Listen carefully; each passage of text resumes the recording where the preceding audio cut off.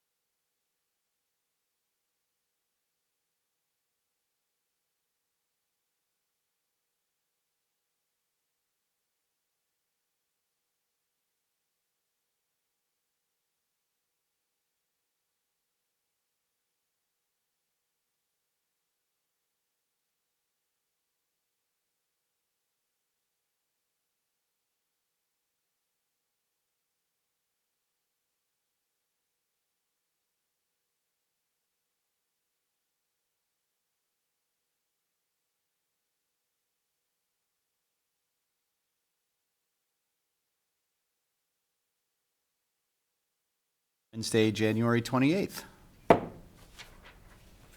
At this time, let's stand for the Pledge of Allegiance.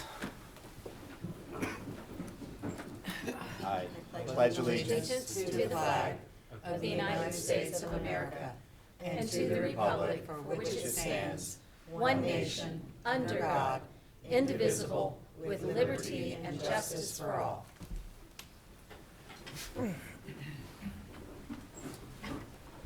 Okay. At this time, we will move to citizens' comments. Citizens' comments will be accepted during this portion of the meeting on any non-agenda item, agenda item, future agenda item, or topic of relevance to the Community Redevelopment Agency of the City of Bradenton. Comments will be accepted on the public hearings at the appropriate time. Do we have any public comments? There are none. Okay.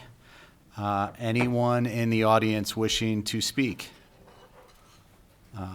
Okay. Hearing that, we will move on to the consent agenda.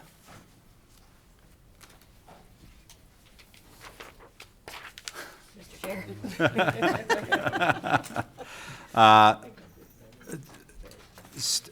So, Would you like a motion? Would you like yeah. a motion? Yeah, that's, do we have a motion or any comments on the consent agenda? I move to approve consent agenda items A through F. Second. Okay. All those in favor, say aye. Aye. You got me mid-gulp of water. Passes unanimously. Oh. Okay. All right, moving on. Amy Trail CRA. Mr. Chairman, we have a contract that comes before you today that Chris will go through and talk to you about. All I'll add to it is this will be our boilerplate contract for incentives. He and the developers have been working on this for a little while and worked with our conflict attorney. So without further, and this is what we will use into the future. So when someone applies for incentives and we give them the application and the paperwork, we'll also provide them with the draft of the contract, which should speed up the process even more. So we're really excited about this. This is one of those foundational pieces that you have to have when you do really good incentives. And without further ado, I will turn it over to Chris.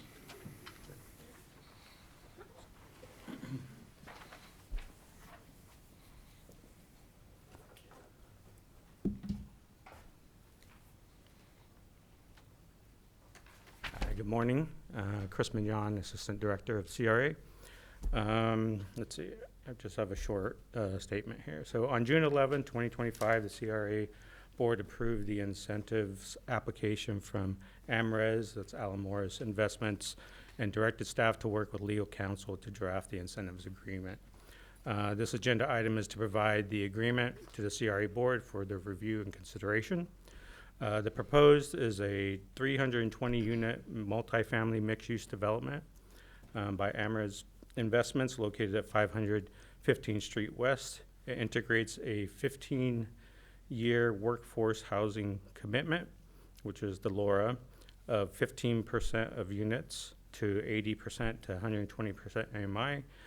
With the 320 units, that's about 48 units that would be workforce housing.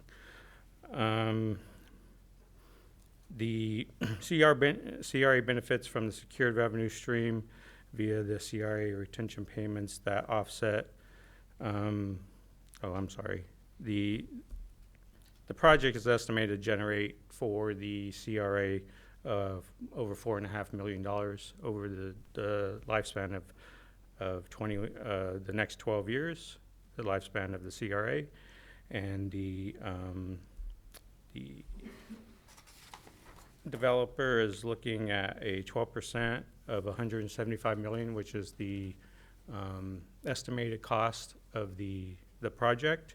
So that would get us 12% would be a $21 million over the 12 years. There's also add-on incentives that we have within there that increases the split, so they get their money back sooner. Those include, any demo, infrastructure, public art, and things like that that add to that breakdown. We did have our conflict attorney did draft the agreement, and we've been going back and forth for some time now, as Dr. Burton had said, and I think we got it to a point where we can provide it to you. Our conflict attorney is here if you have any questions, and as well as representatives from Allen Morris and NDC. Okay, great. Does anyone have any questions?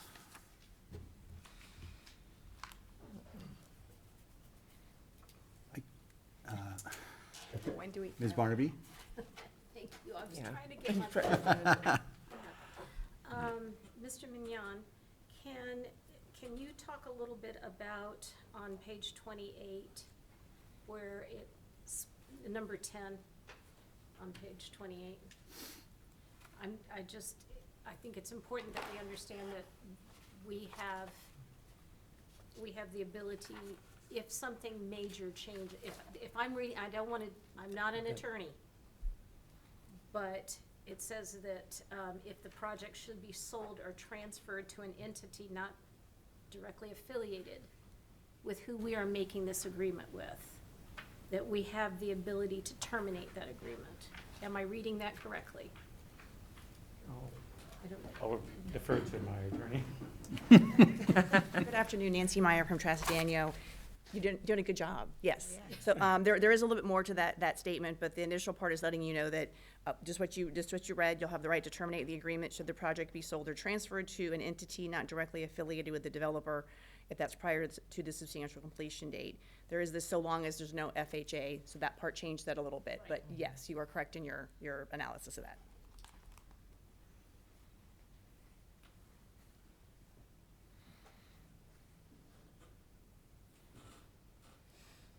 Ms. Gonzalez-Moore, did you? Well, I was just trying to get to the end of it. So do we, we're asking for approval of the agreement in its final form? Yes. Do we ever get anything other than the renderings? Well, How much are we because we're saying, to her point, that if they sell it or change I saw that there was a use restriction to the project, but how definitive is the project? I'll let the representatives kind of talk about that. I believe there will be additional coming forward. This is to just get the incentives in place, and they've still got some work to do on their end to finalize their side of things.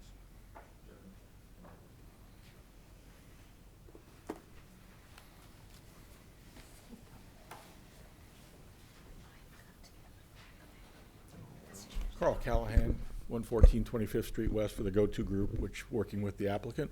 I think the concept plan is obviously there. This will, the whole development once it gets finalized, will go through the planning department. So you will see all of that before it gets a final approval.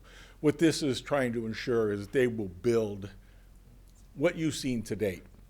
Not exactly, I mean, that's a rendering, but the concept is the 330 units, all the amenities that are gonna be there, the placement utilizing the site. Those are all there. The reason for the paragraph before was, oh, you can't flip this to somebody else. You're not coming in and approving it, just get approval and then flip it. It can be terminated if they're not actually the ones building it. Once it gets beyond that stage, then that can change. But ultimately, you want to see this product done. We want to see this project done. So that's the critical pieces of that. But as a council, you will see all of it again. When you start going through the permitting stage, when you start going through the entitlements for certain things associated with that, you will see it all. So the rendering is nice. You know, when you see placements of garages and units and certainly the waterfront piece along Wares Creek, those are all things that are intended to be done in this project. And I think you can rely pretty heavily on, it may not look exactly like that, because I was always afraid of renderings. Because you build a beautiful rendering and then all of a sudden you don't get that. Right. You know, that's always a scary part, so, Scary yes. part. Right, so I mean, maybe it's a question for the attorney, how locked in are we into is there, how much wiggle room is there for them to change something, like maybe the amenity? Obviously, the waterfront part is a huge part. There's I don't think it's gonna be as specific as you're asking for control purposes, and I'll of course defer to Chris, because he lives this more every day than I do, but there is a provision on page 43 of the agreement, Article 10, restrictions on use. It does talk about that the project shall only be used consistent with the project concept or for any other use permitted in the zoning designation, so it does give you a little bit of what we're showing you is the concepts, what we're supposed to stick with. There are provisions in here for them to come back and discuss changes with you. So there's no, it's gonna be pink and it's gonna be 10 stories and it's gonna be, opened on this day specifically like that within here, but it does give you still control about the concept that's been proposed and your control over that. You can terminate, obviously, if that changes, and they will come back with any major changes. And there are timeframes laid out Yes. in here that make it pretty quick, so the point that it just doesn't linger. Yes. If they're requesting changes that are significant enough to bring to you, then you guys need to act on it, and we need to act on it as well. Yeah, it keeps everybody's feet to the fire, to keep it moving. Mr. Ms. Chair. Barnaby. Thank you. Can you, just because of comments that have been made out in the community, can you speak to a little bit about the waterfront part of that? Is that going to be open for residents to walk along Wares Creek, maybe come into a cafe? There seems to be some, from what I remember this being discussed about, this was The answer is not. absolutely. Okay, The intent is that it's a public area out front. We would not mind turning it over to you, but we want to maintain it because we want to make sure it's nice. Good. Yeah, really, really nice. Oh, that's okay. No, we will maintain, that's gonna be the expensive part on any long-term issue. You know that when you looked at what did it cost to build Riverwalk and what's it cost to maintain it over the lifetime of that in the way you want it. We said we would consider that. The realities of it are, back in the day, there was a certain individual probably standing up in front of you right now when it was contemplated selling that piece of property, reserved a certain amount of that space along the front for public use. Not sure it ever made it in the documents, but I have seen documents that it does show up on that, because that was the intent, that there would always be a walkway along the front of Wares Creek. So that goes back to the 2000 or so, that was always contemplated, and that is contemplated by us because it's such a great amenity. Nobody wants, it's not only for those residents. We saw the same thing when we did Riverwalk. If we didn't put the gate or the fencing up there in front of Riverdance, was it their backyard? No, it's not their backyard, it's the people's backyard. And that's the way we want this to be perceived as well. And amenities that you can come off there and hopefully be able to enjoy as well. Right. for some reason, recently, any of the news that has gone out about any areas of redevelopment or changes in our urban core, I know one individual in particularly that keeps trying to pound the drum that this is all going to be private. This is not open to the public. That's a, I will refrain from what I was going to say. But it is public. There's public access. Be able to walk off, whether you walk off down like you do from Manatee Avenue now, or come in from the east side as you come in from DeSoto Towers area. That's the way it's gonna be accessed. Thank you. Ms. Coker? It's probably too soon to discuss ingress egress to that site. It's gonna be interesting there, right there. Those are things that certainly have to be That'll worked be out with later. DOT from the turn lane that exists now. How will, the main access though will be, not where the current city hall is, it'll be down at the street. So you go down into the street and back Okay. out. Because the main thing is you want to be able to come out of there, you'll be able to go multiple ways. You'll be able to go to the right and get down to Ninth or Eighth.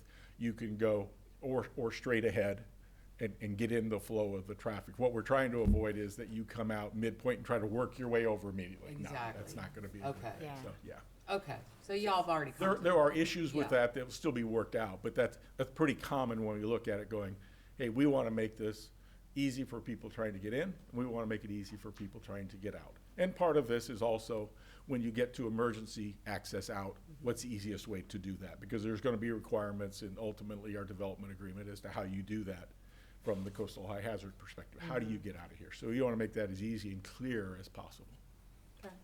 That's the only question I have. Is it still contemplated that when you say that these are the choices they're gonna have, my memory was that the ingress egress was going to be on the street, which number I'm forgetting, but that is the south boundary. To the south boundary. It is, okay, Between there and DeSoto Towers, okay. yes.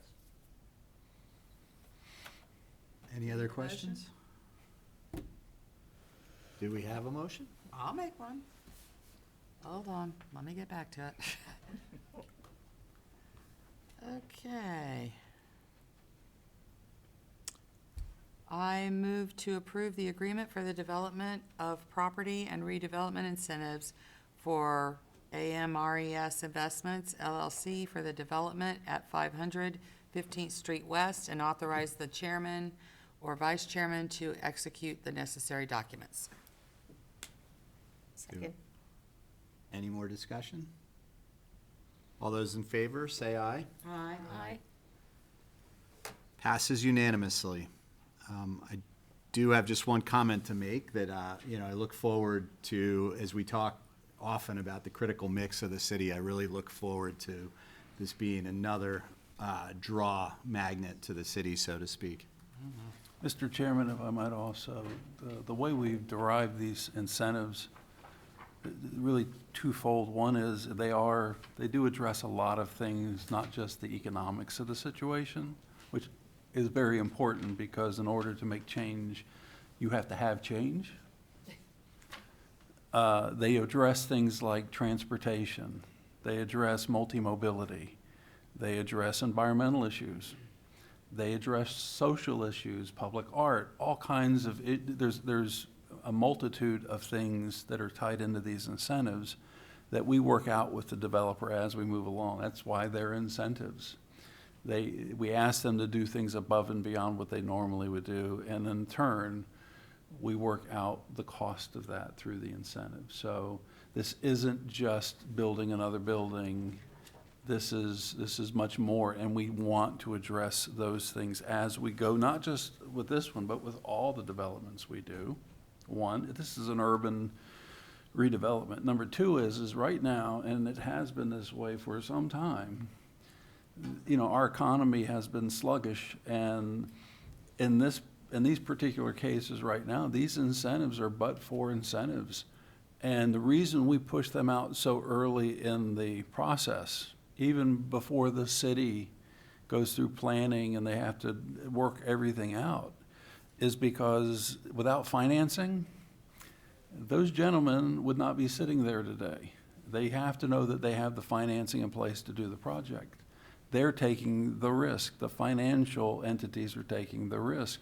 The money we work with them does not exist until they do what they say they're going to do. It is a self-funding situation, public-private partnership. All that being said, we want to start with them as early as possible because our incentives are part of their capital stack, and it helps them with the financing. It helps them and the lenders feel more comfortable that they have a public partner. Now, that being said, yes, you have a contract in front of you early on, and we have built in certain contingencies for the CRA board. We do not represent the planning commission or the city council or any of the other city entities. The city does that. You will have, as your other self, the city council, plenty of and numerous opportunities to work through this with the other departments. We are just right now acting as a financing arm to help them and them help us through this process to get something going, to get that motivation going in the city, to get others to come in. This is a catalyst project right now because this is the first project that we are starting to see market rate coming into the downtown. And we're really excited about it, and we're really excited about the contract because, you know me, I want to speed it up as much as possible. And I'd love for the developers to come in and talk to us and us hand them the package, including a boilerplate contract. Here's where we start. We could literally have a meeting, do the incentives, and at the same time approve the contract if everything went perfectly. So that's all I have to say. This is really good. This is a really good move for the city of Bradenton.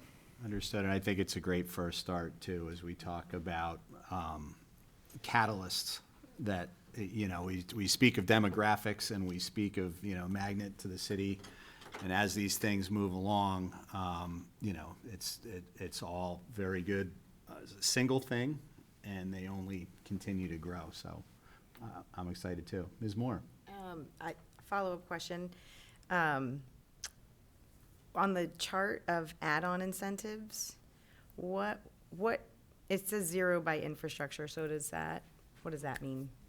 We have an incentive add-on for infrastructure that in the event that the developer were to have to go off the property and improve a line that came down the street to their property, that we would give them an additional percentage of funds annually above the 50% we start at. And this is just to, again, have the private sector help the public sector. When I got here, I was told on a certain piece of property the CRA owns that, well, you might not be able to redevelop it due to a low pressure. Okay, how can I get the private sector to step up and help us fix that problem? Maybe it is a valve down the street. I will tell you this, nothing against the public sector, but because of all the rules and regulations that are placed on it, and we have to go out and to bid, and we have to do all these steps and checks and balances and transparency, where the private sector can hire their contractor, have them go down and fix the valve. And in turn, it's part of their project, and we give them an added incentive for doing that for us, because not only does it help them, it helps everybody else that also has a need for that pressure. So that's what that is. We put it in just for smaller fixes that might be necessary around the project to help make that project work. Is this within the capacity study? This particular project, you would have to talk to the city about that. That was a city study. And I could make an assumption, but I think you should talk to the city. Most likely it is. Any other questions or discussion? Okay. Other discussions, new business? Yes, sir, just a couple, and we'll go through them real quick. We've had an unsolicited, I just love cleaning off the books of land that the CRA owns that isn't strategically purposed for something we want to work on. We have a piece of property, you have a map of it, an image of it that's in front of you. It's called Bryant Commons, and on the back side you have the addresses and the property ID numbers and just market values according to the property appraiser. It is a piece of property that is on the tax roll. The just market value is about $769,000. we are asking the board, you purchased actually, you didn't purchase the property. I think Chris told me it was given to the, it was part of an eminent domain that the city had done to widen the road, and it ended up in the hands of the CRA. Regardless of that, we've had an unsolicited bid for multifamily or townhouses to go on the property. For us to move forward with an unsolicited bid, according to state statute, we have to put an ad in the newspaper and then wait 30 days for anyone else who wants to make a bid on it. And we need to look at them legally and financially to make sure that they qualify to do this. We have done this a number of times in Bradenton since I've been here. In fact, I learned how to do this from a guy that was in Bradenton at the time. And it's part of our statute as 163 Part 3. Once we pass those 30 days, we would look at all the potentials and rank them and then start negotiating with them. But the first thing we have to ask the board is, since the board is the arbiter of the property, is do you want to sell the property? And if you do, we'll put an ad in the paper. At the end of the day, if anybody that does solicit, you don't particularly like any of the projects, you don't have to sell it. This is just to begin the process for the 30 days. So we're asking the board, do you wish to sell the property? Ms. Moore? Why is this not suitable for some of our ongoing things that we're doing? It's on 9th, it's on MLK, and it's like a half a block off of First Street.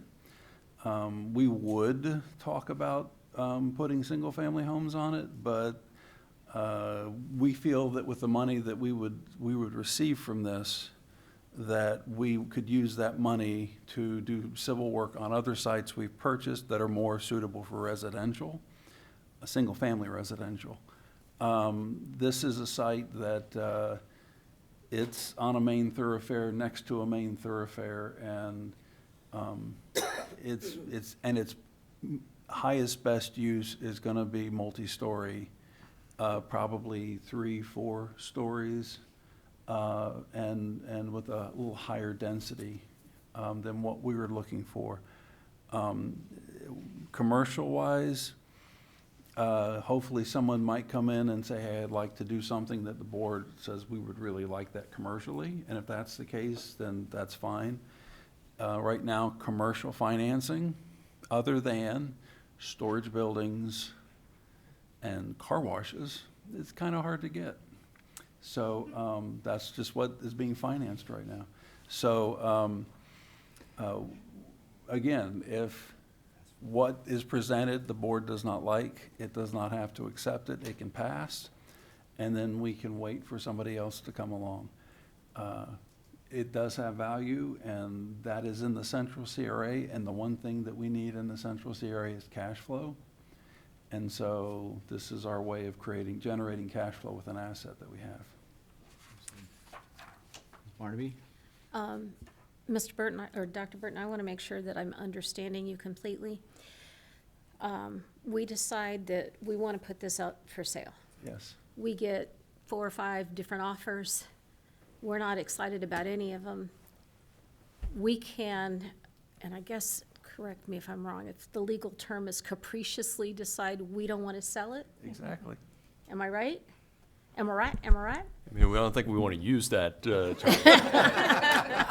You have a lot of discretion. We have a lot of discretion. Yes. I mean, well, and I appreciate that because, you know, when you go out and you cast this kind of net, you have no idea what you may or may not get. And I you know, has the advisory committee there, are they aware of this? I believe that it was that on the agenda? It was spoken about that there was an unsolicited bid. There was no motion. It was just the information. Okay. And also, after the 30 days, whatever does come in, if you want that to go to the advisory board, we'll be happy to take it to the advisory board. We just need timing is also, and we meet quarterly, so we might have to have a special meeting of the advisory board, so. But these are all the things you've put in place to better guarantee placing uses in areas that you want to be sensitive about, so. Is the advisory board able to call a special meeting? Yes, So. yes. I think we should be okay. Yeah, one step at a time. Today, we're just asking, is this something you want to sell? I'll entertain offers. Okay. Okay. We need a motion, is that a Do motion? you need a motion? Yeah, it'd be good to have a motion. It won't hurt. Uh, I can even move to place the property out for sale according to Florida statute 163, Part 3. So moved. Thank you. Second. Any further questions? Okay, all those in favor, say aye. Aye. Also, in downtown, in talking with the city and reviewing the capacity analysis the city did on the downtown that was mentioned earlier, we look at sites around the city that we know that we want to see redeveloped at some point, and we need to get ahead of that curve and start capacity analysis earlier because they take time.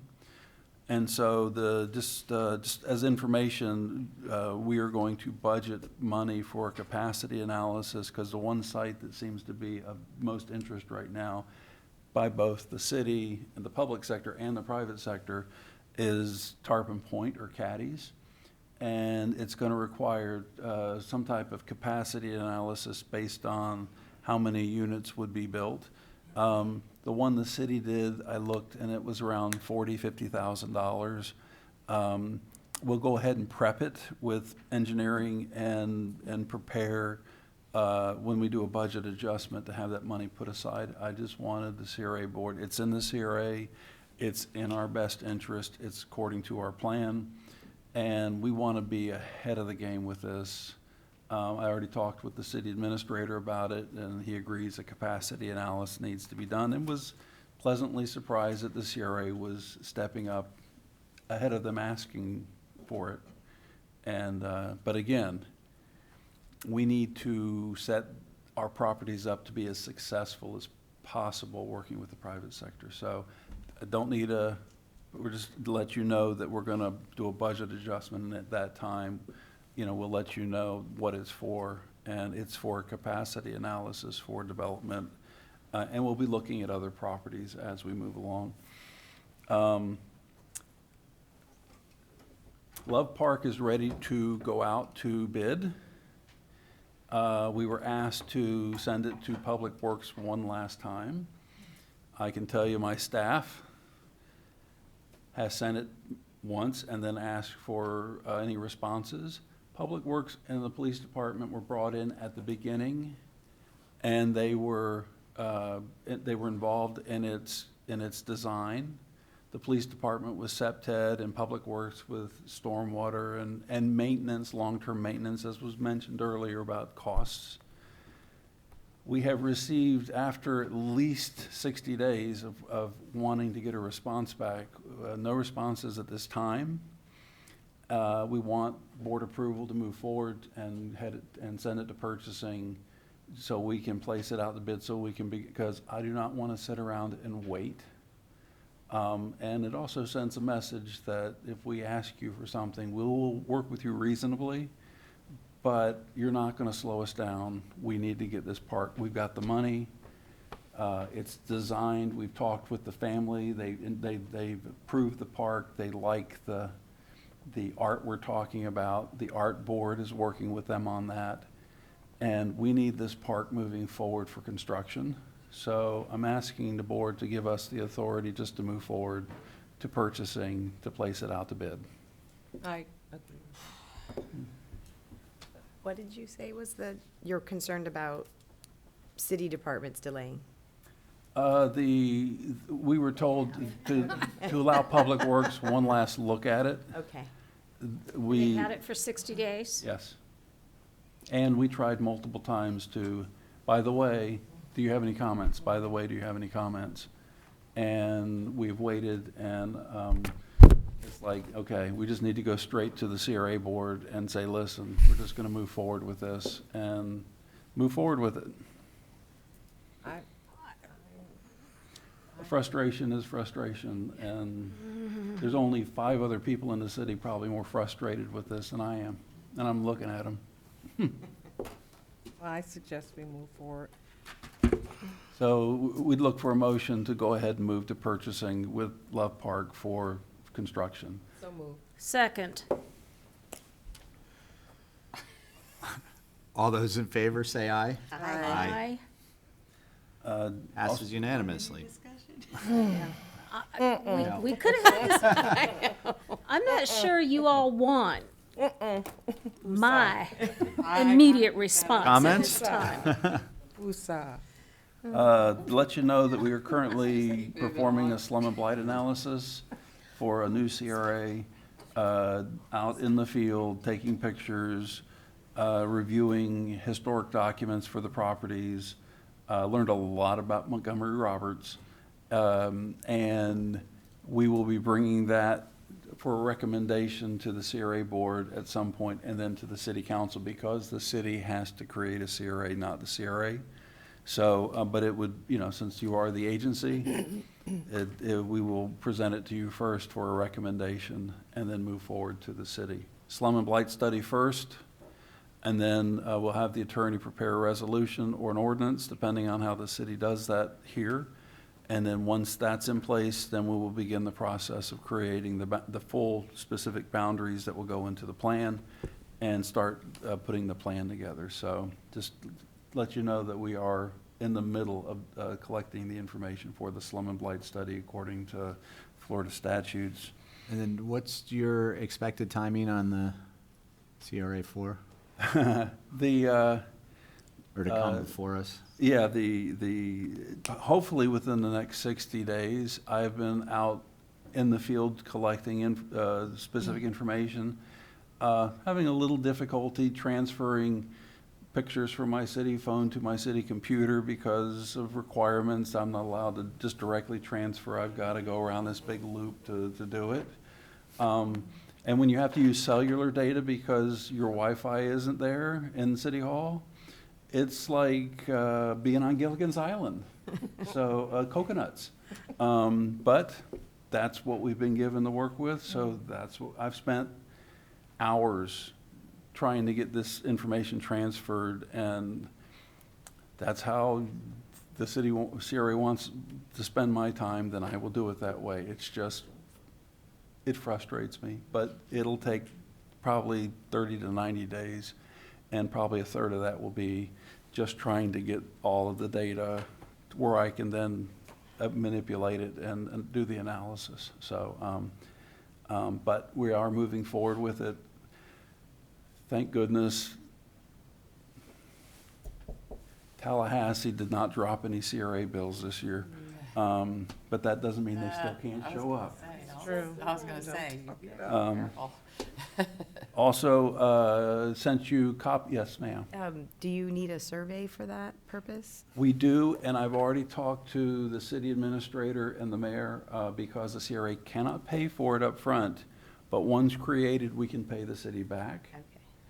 And we've asked them for $100,000 to be able to pay for a survey and any other analysis, anything else we need to do. So that has been authorized. And then we made sure that when we do our plan, that it says right in there that we will pay the city back for any expenses in creating the CRA. And that is right in the statute.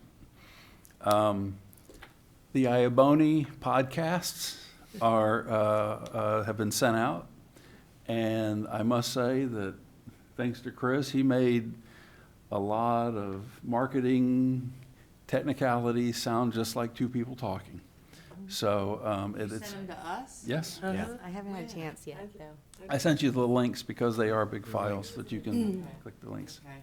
And they're very interesting, to say the least. So it's very enlightening. And then I know you're heading to Tallahassee but if you have 5 to 10 minutes before you go, we would like you to stop by our office and talk to us about some future developments that we just need to talk to you about individually. And that's all I'll say about that. And that's it. Oh, one more. Anything else? Anything else? Yep. So we're officially closed on Mini Lee Rogers. Very exciting. Thank you, Chris. Yes. I found Chris running down the street with his hands in the air, screaming happily, skipping. Sorry. Yeah, Minnie Lee Rogers closed, Excellent. and we got the money for the land, and we got repaid for the money we fronted for the water pipe. That if this board had not done, we would still be sitting here looking, that waiting fan? for somebody to do We'll be able to get a Big Mac. I know. So the good news is that the developer went out and financed the deal to pay us to pay for the land, which means he's on the clock to pay his bills, which is the best incentive you give the private sector. And I guarantee you, they will be moving as hard and fast as they can. It will be so nice to see equipment on that site, clearing it and doing the civil work. So I told the chairman I thought about bringing champagne to this meeting. I did not, so I will have to make up for that because I know it's a big win. Yeah. So, The good stuff, not cold duck. that's it. Thank you, Chris. Thank you. Any other questions, discussions? Ms. Barnaby? Thank you, Mr. Chairman. As part of the consent agenda, we appointed a city resident to the Tammy Trail Community Advisory Committee, and she is in the audience, and I just wanted to know if she would like to come up and say anything about, just, Oh, just just let me, well, I was just say, just remember, no good deed goes unpunished.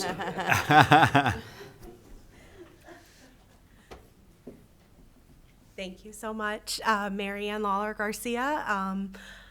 I'm pleased. I am a lifetime resident of Bradenton. Obviously, I care a lot. And in trying to figure out how best to help, I figured we need to step up.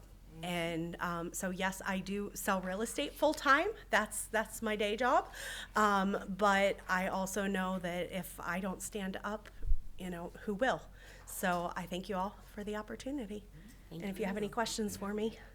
No, welcome. Ms. Barnaby, thank you for pointing that out. I had the opportunity to have lunch with both Ms. Lawler Garcia and her mom and just get some overall viewpoints about various things in Bradenton. So I'm so glad that you that you mentioned and brought her up. Welcome. I want her to know, and I want the community to know, I did vote for you because I believe that you will make a difference on that board, not just because you used to be my children's former babysitter. That's the part of living here all my life. Right? Well, and, thank you very much, and I promise I won't let you down. and just so you know, Mary Ann's not the only one. Our new school superintendent used to babysit my kids too.